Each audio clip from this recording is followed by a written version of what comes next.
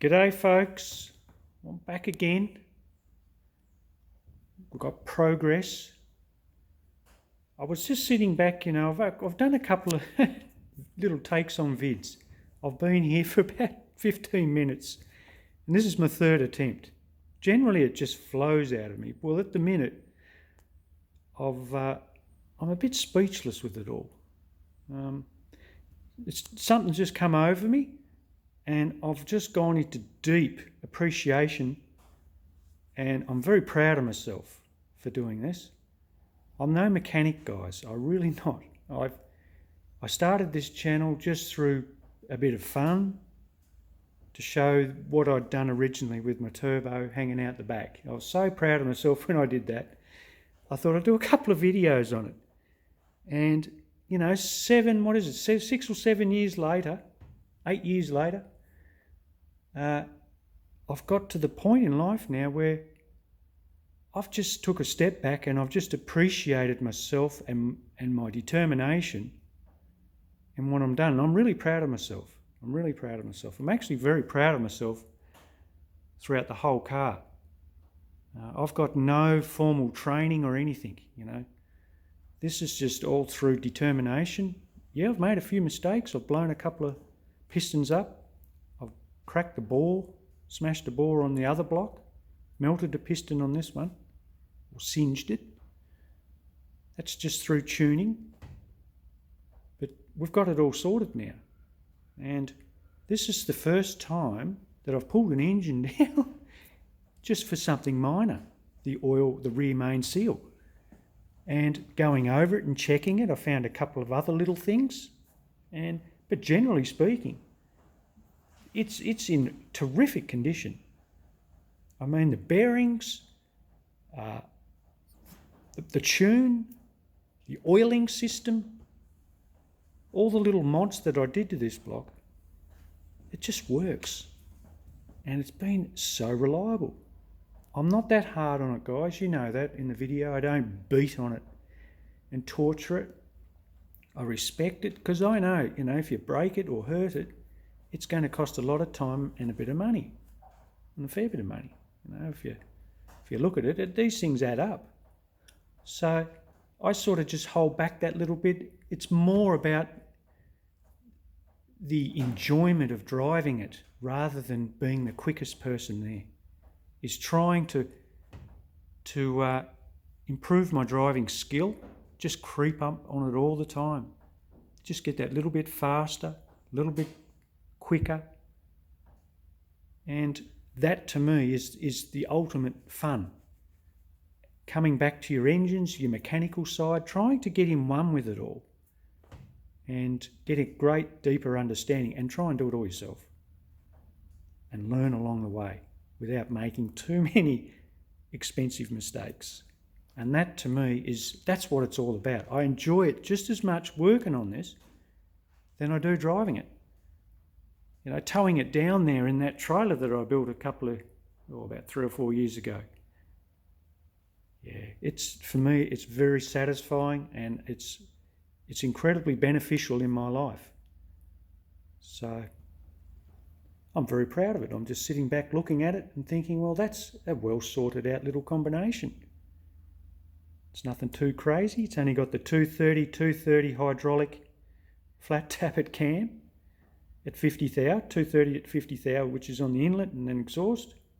496 lift, thereabouts. Hardly any lift. I think it's around 112 lobe separation. Baby little cam, just gives it a nice little lope, gives it amazing throttle response. Brings on that turbo really quite snappy. We've got full boost around 3.2, 3.3. I mean, that's amazing, really. I'm really happy with that. You can't complain. I mean, a lot of the guys there, and I know you put too big a turbo on and then you run into lag issues. Yes, you do make the big power, but I'm making all the power I want, ever need. You've got to remember, this is only 1,360 kilo, the car. 10 pounds of boost on a 355 cube engine with a reasonable manifold, nice little camshaft, 10.5 to 1 comp, E85, through a set of little alloy heads, flow about 450 out of the box. Yeah, it goes nice. It really does. It's got a nice little bit of torque and it revs out really nice. And it propels this old beast with ease. I'm hardly even in it. It's amazing when the turbo starts to spool up, you can feel it pulling away. You don't even have to put the foot down. You've just got to get it down and get it sort of moving the airflow through it in NA state, or early in the revs. Once the turbo comes in, it's up and away. It's fantastic. It is fantastic. I love it. Absolutely love it. Well, we did have a little surprise. I ran a set of molly rings the second time round. When I'd sort of touched that piston a little bit, I put a set of molly rings in it. Look, I really could have used the other rings, which I have done in the finish, and I'll explain that in a sec. But look what's happened here. Now, I found out a guy commented on my Instagram and says they don't run very successful with boost. It starts to flake off. You can see it there. Lucky I spotted that, you know. My eyes aren't getting any better as I age, and I only just picked it up, you know, as I was cleaning it. Yeah. And I've got some really little faint scratches in the bore, which I didn't see until I started to clean it all down and really look at it. First glance, you can hardly see it, but once I sort of gave it a clean, they're only faint, but you can't feel it. Oh, wrong one. Hang on, I'll pop the light on. Yeah. There, you can't feel it. They're just like, well, they're just surface marks. So what I did, I put my ductile cast rings that had hardly done any work, and I gave it a light hone with my ball hone. Just a dozen in and outs, strokes, just give some bit of cross hatching back in there with my top and bottom ductile cast rings in, which were perfect, and they're already gapped around 28 thousandths, which I know next time if I put a new set of rings in, I'll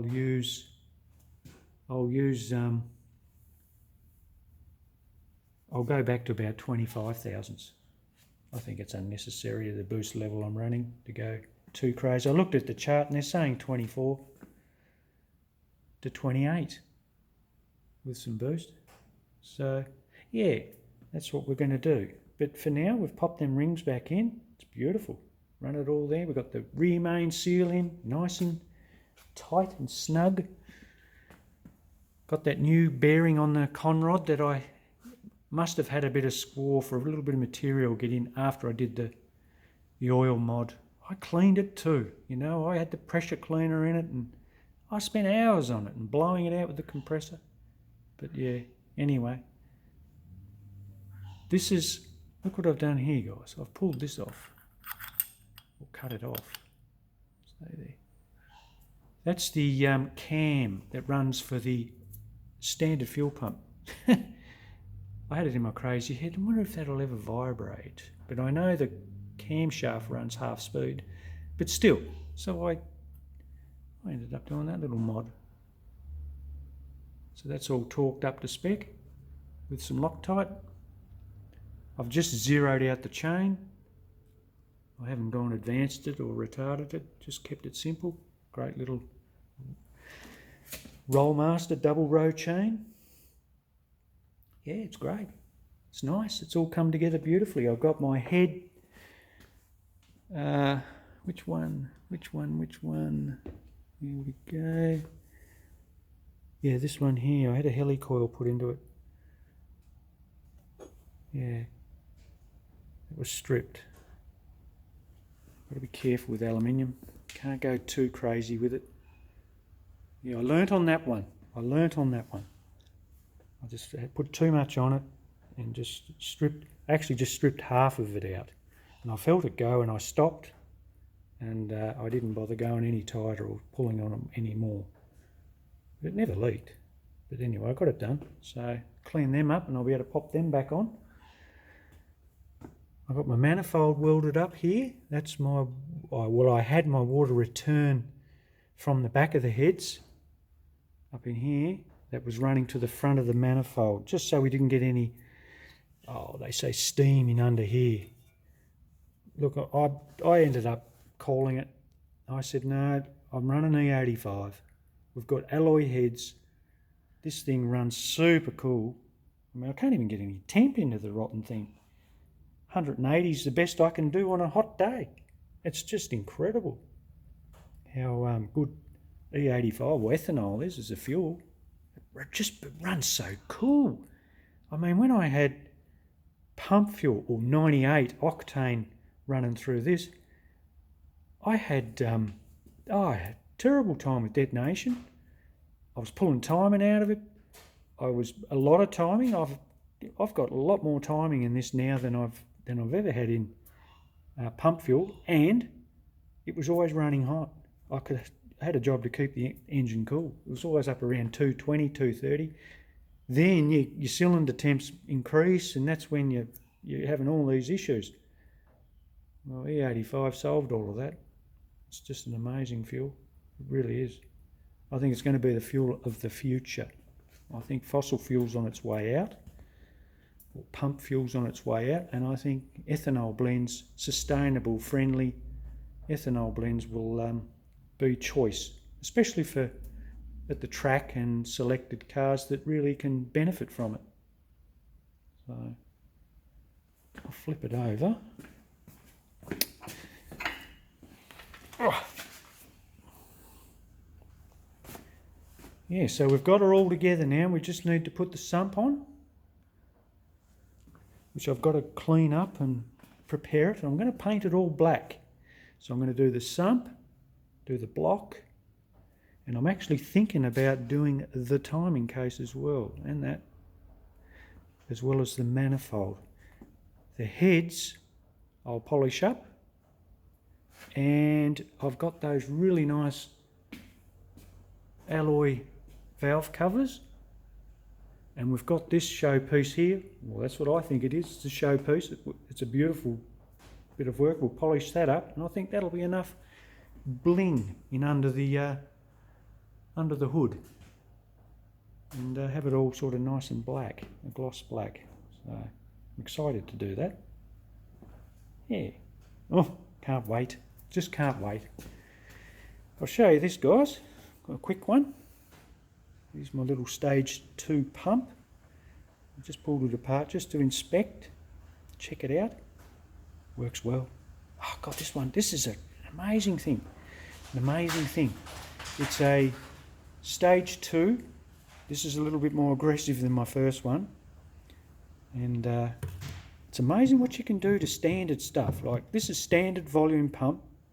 So we're getting an amazing flow just by blending the channels. And there it is there, see that little lip? It all makes a difference.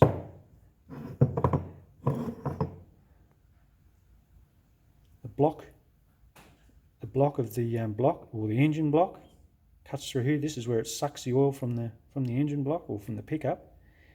And by grinding that back, you're getting a good flow. I wonder if we can do it here and show you guys. Oh no, I've got it blocked up with tape. Just picture it though. That's where the block of the intake was from the engine. Originally, this aluminium was hanging over a bit, and it would have created a bit of a restriction. So it's just running where the gasket line is, basically. I'll show you. I'll get a gasket out and I'll show you guys. Oh, come here.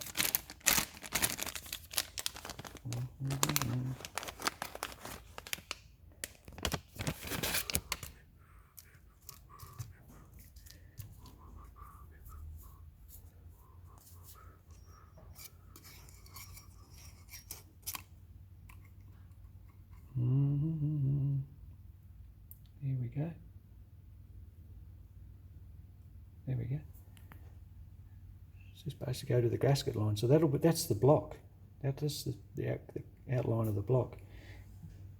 And I had to take a fair bit off that, about probably 1.5 mil. Yeah, just so we get a good entry into the pump. It's not having to have a restriction even just before it gets to the pump. So I've got a porting tool down in there. You can take these off, only screw on. It holds on the filter. Blended that around. We've packed the spring. We've put a dollar coin, which is about 100 thousandths thick. So we've packed the spring. That increases the overall pressure, lifts it. We get a good 70, 73. I think I've seen 73, a bit over 70 pound at about 6.3 or around 4.5 onwards. It's amazing. We get about 20 when it's really hot, PSI when it's idling, and around 20 to 30 when it's cold. Got to remember too, we've got some big clearances in here. So we've got 2.5, on average, we've got 2.5 thousandths. I know there's one bearing in there, it's 2.7, and I think the tightest is about 2.3. So we've got, we're not talking 1.5 thou, 2 thou, we're sort of up there. So we're getting good oil pressure, even just idling on hot oil. So amazing. A credit to this. It's what it does. It just allows to get more oil through the pump without too much restriction. So you can send it through to the engine and you can build up that little bit extra pressure you need. Put a high volume oil pump on it, which you can do the same thing, but what it does, it can, and I've heard of people shearing, can we see it? Here we are. That right in there, that little, it's like a pin, and it's got a slot in it. And I've heard of high volume oil pumps shearing that little pin. So we do put a fair load, and you don't really want to put too much load on your cam chain either all the time. You've got enough on it with the lobes and all that, as well as a big pump that's really holding it back. So you've got a fair old, you want to stretch your chain. So the idea is we try and keep the load to a minimal, but we just increase the flow throughout the pump. So it costs you nothing, just a bit of time. And it makes it reliable. You're not loading it up, like I said earlier, and running the risk. It's just about thinking. This is what makes a good engine, is all the little tips and tricks you can apply to what you got to make it survive. We know number 5 and 6 conrod suffers. That's why we do the oil mod. We redirect it so we get a good flow of oil to those bearings. I mean, doesn't cost me nothing. Like I said, just some grub screws, a bit of time to learn, die grinding effort, and just following what I've done will make all the difference. That's what it's about, reliability. This is the secret to it, is the oiling system. You can have the best of everything in there, but it's not going to last 5 minutes if you haven't got a good flow of oil to the components. And it has to be all the time. So that's why we did the oil pan. We added a lot to the bottom, and it's nearly, I think, about 40 mil, 30 to 40 mil extra depth in the pan. It's about 4 inches wider all the way around, so we hold 9.7 litres. So we've got a decent pan with good volume of oil. Doing the trick with the oil out of the heads. Here, I'll spin it around and show you. See, originally, the oil's supposed to go down through here into the main part. I'll flip this around and I'll show you. A lot of you guys already know this, but there'll be the ones that'll be quite interested and want to sort of know. Well, we know that once it comes out of the head, it hits here, into this area here, and then it's got to find its way. Well, you're lucky you've got a nice big hole here, but on the other side, it's got to fill up and it's got to go down, down this little hole here. So, and fill up with oil here and then go down through the centre here. Well, if we can, which is nice, but what happens is we can get a build-up in here of oil, especially when you're under the pump, like under boost or under hard throttle. You're creating a pressure up here because you've got your vacuum, well, not your vacuum pan, but you've got your, this is where a lot of pressure comes up, blow-by. And oil doesn't want to go back down, especially when you're up in the revs. It wants to hang around up the top, which is nice because it helps cool your springs. I mean, you can restrict the oil up into the heads, but it comes at a price. Hard on the springs. They can heat up over time and shorten the life. Well, what I've done here, it's not the be-all, end-all, but it helps. We've got a scavenge pump hooked up to this and that one there, so both heads at the back. So if we do get a build up here and it can't get down through the hole quick enough, we know damn well we're going to have a bit of extra help with the scavenge pump working all the time, returning it back into the sump. It's just little things like that, so we can keep our oil in the sump, not have a lot scattered around the motor, or it's getting sent back into the sump quick sticks. So it does its thing. Hopefully we can get it back into the sump and keep the oil pressure going. We don't want to lose oil pressure at all. That's what kills them. You get a glitch out, and I was having surge, just running around the sweeper down there at around sort of 5.5, 6,000 revs. The oil pressure was falling away. Too much oil in the heads. I didn't have enough oil in the sump. I only had the standard sump, well, a high energy sump, which I think held about 6.5 or 7 litres max. So it wasn't enough, 9.5 litres. So I can spare half of that up into the engine, around the engine still, and still have enough in the sump to draw off. So by doing the aids with the pump out, with the scavenge out of the heads, we're always going to be assured that we're going to get at least have plenty of oil in the bottom. And it's proved itself. It's proved itself. It's an absolute beast. It works really well. I'm really bloody happy with it. I absolutely love it. Really, really stoked. It's a work of art, I think, especially with an old dinosaur motor. What is it, 19... Well, this is the early block. This is the neoprene seal one, so we're talking pre-70, 71 sort of thing. So we're getting up there. It's an old girl. It's still going strong. Very bloody proud of it. I'm proud of Holden for building something like that. Yeah, it mightn't have been the strongest thing come out of the factory floor.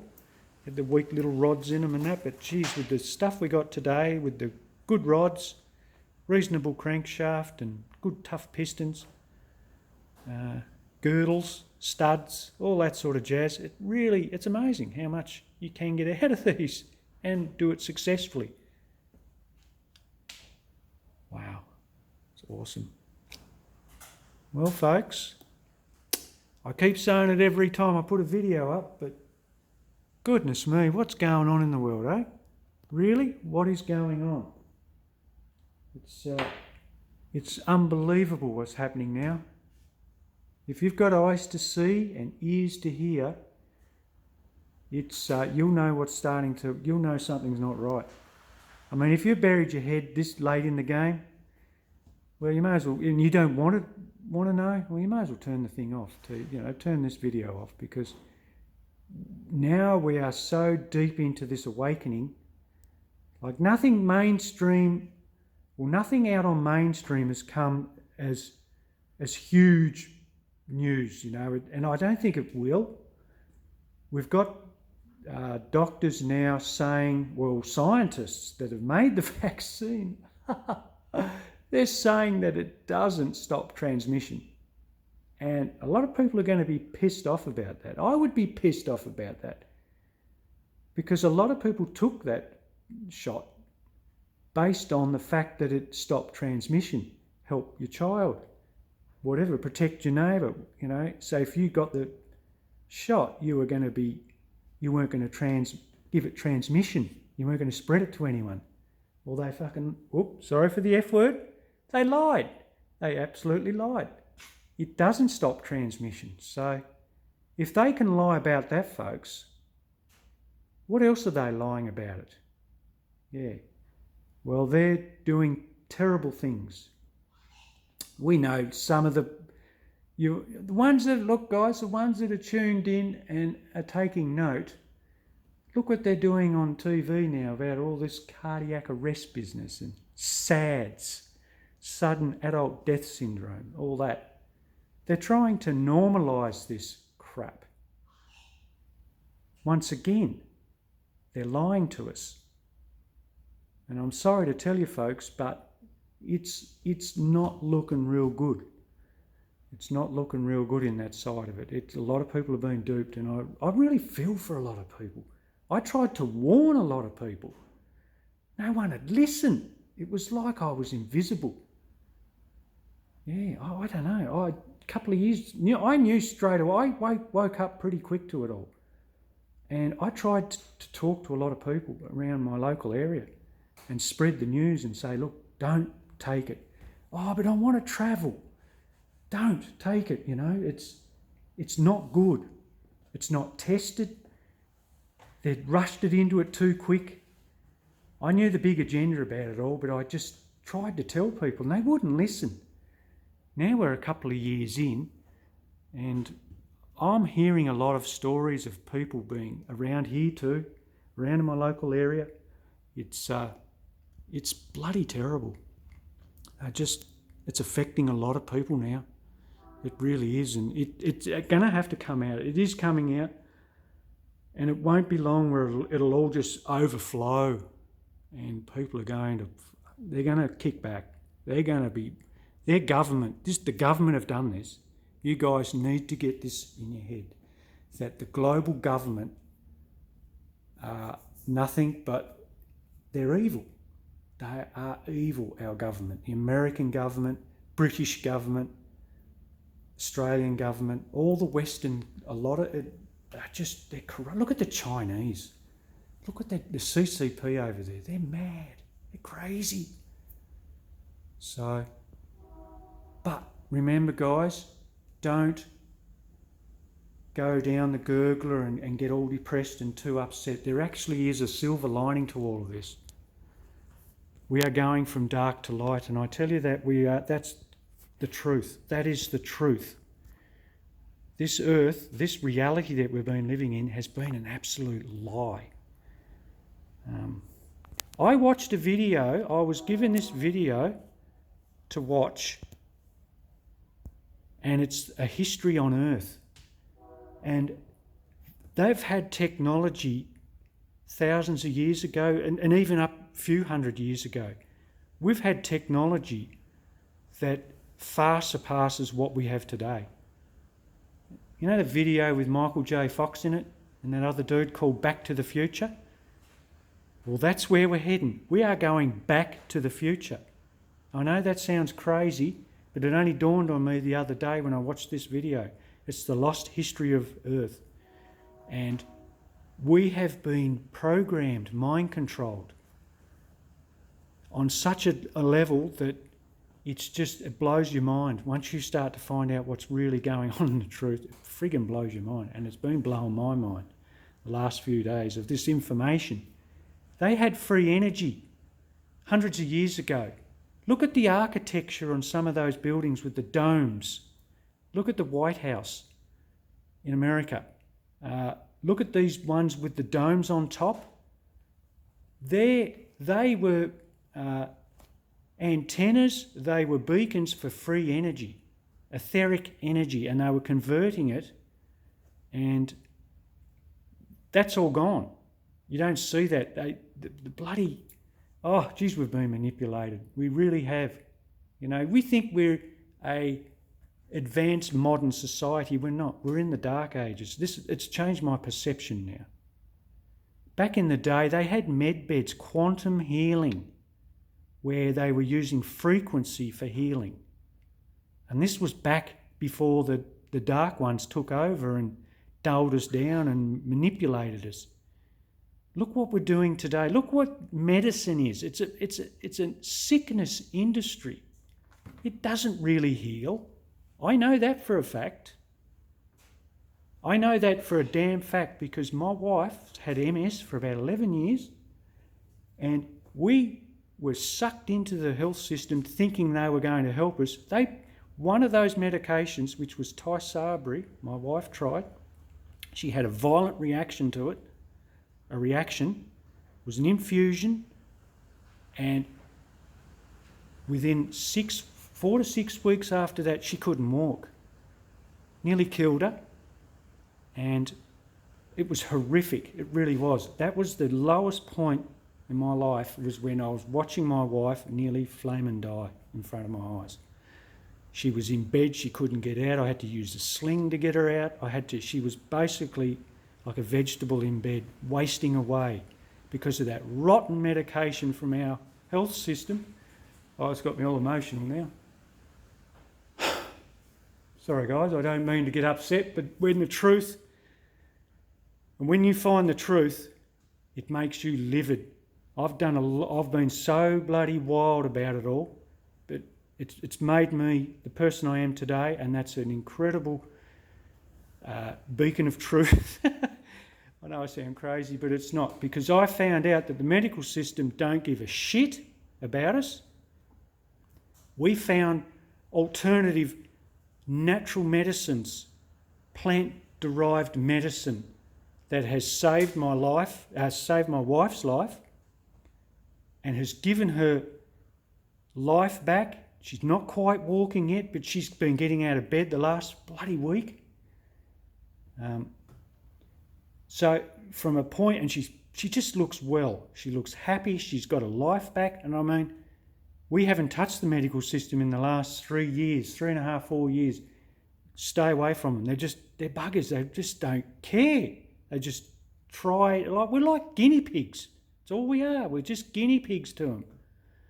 I wasn't going to bloody let them touch my wife ever again after that. And we were very lucky in the sense that a beautiful, compassionate person that we once knew helped us and guided us in a certain way, and we've tried it, and it's been a godsend to us. And it's been amazing. It's opened our eyes up to the truth. And the truth is, your government, your health system, it's all an illusion. They don't give a shit about us. It's about getting as much money as they can out of us and just churning us over. They don't care. It's just crazy. And when you realise that, look at the barbaricness of it now. Look what's going on now. It's just lost the plot. You know, we're on the brink of war by the look of it. I don't know, it seems to be, I don't watch any of that crap, I just hear it. But it looks like we're going into the dark bloody night of the soul. Injuries are starting to trickle out. There's people that can't even speak the truth. They're shut down on social media. Thank goodness I haven't had my little social media thing shut down. But I know people, friends, that have had theirs banned for speaking out. Speaking truth, their truth. So, big changes are coming, guys. Hang in there. Keep watching my little vids. When things start to amplify up, I'm going to tune in a little bit more, and I'm going to be a pillar of light for you guys. You know, you might be laughing at me now and saying, oh, he's a mad idiot. But as time goes on, I'm going to explain a little bit more on what's going on. I don't think I want to do it just yet.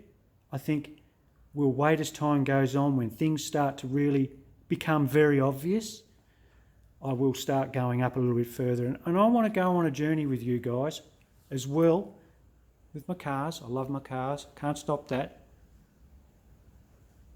But I still want to keep talking about what's going on, and I just want to get a little community going that just are interested in cars and are willing to listen to the truth and have an open mind.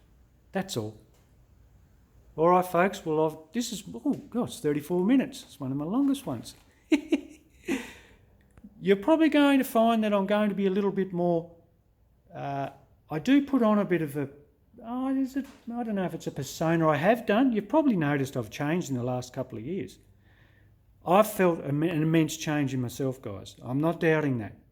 And I'm not ashamed of it. I'm very proud of the fact that I've changed. I've changed within myself. I've got my heart in tune with my heart a lot more.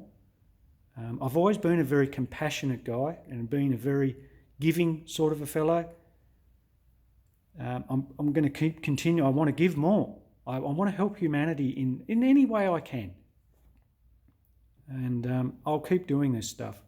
So if you like my stuff, guys, just keep following me. I'm not monetizing any of my videos either, by the way. I'm not interested. It's not about the money. It's about enjoying life and learning the truth. And if you like those two things, keep following me, guys, because I've got heaps more to share. I've got my heads, old Dash, no, they're not Dash 1s, I think. Dave Bennett, Australian-made alloy heads coming. I did talk about them a couple of years ago. Well, hopefully, fingers crossed they're soon. The guy's doing them. I don't think he's in the best shape at the minute, but he's nearly got them done for me. He's a hell of a dude. I love him. I wish him well. I just hope that I get them very soon. And I want to talk about them because I want to put them on my other little engine, which I'm going to be building up. I've got my pistons there. I've got rods over here. I've got my block over there. I've got it all. It's my little 308 flat top piston, sleeved.